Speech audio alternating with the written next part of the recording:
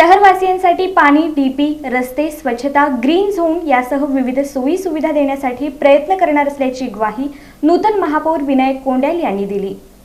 सोलापूर शहरवासियांनी भाजपवर मोठा विश्वास टाकून तब्बल 87 जागी विजय मिळवून दिला। यामुळे सोलापूर शहराच्या विकासासाठी कटिबद्ध आहोत। शहरवासियांसाठी पाणी, डीपी, रस्ते, स्वच्छता, ग्रीन झोन यासह विविध सोयी सुविधा देण्यासाठी प्रयत्न करणार असल्याची ग्वाही नूतन महापौर विनायक कोंड्याल यांनी पत्रकारांशी बोलताना दिली।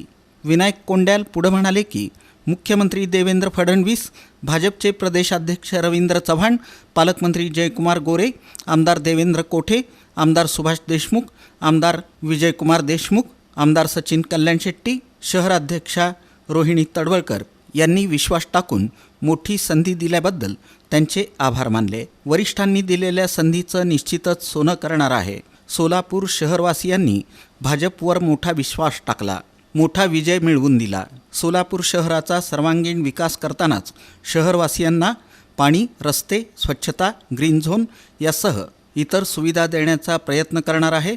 सर्वांना सोबत घेऊन कामकाज करणार असल्याचंही त्यांनी सांगितलं।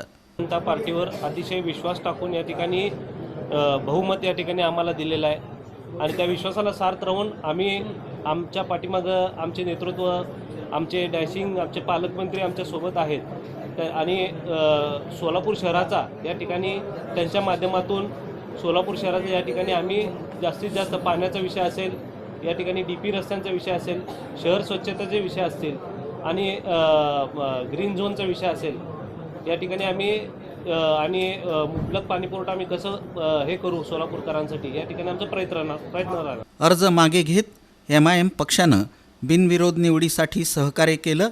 त्यांना विरोधी पक्षनेतेपद मिळणार का या प्रश्नाच्या उत्तरात बोलताना महापौर विनायक कोंड्याल म्हणाले की या संदर्भात पक्षातील सर्वजण बसून निर्णय घेतील। या ठिकाणी आम्ही सर्वप्रथम बसून त्यांनी जे आम्हाला अर्ज दिले आणि रिक्वेस्ट केली त्या ह्याच्यावर आम्ही बसून चर्चा करून या ठिकाणी निर्णय घेऊ।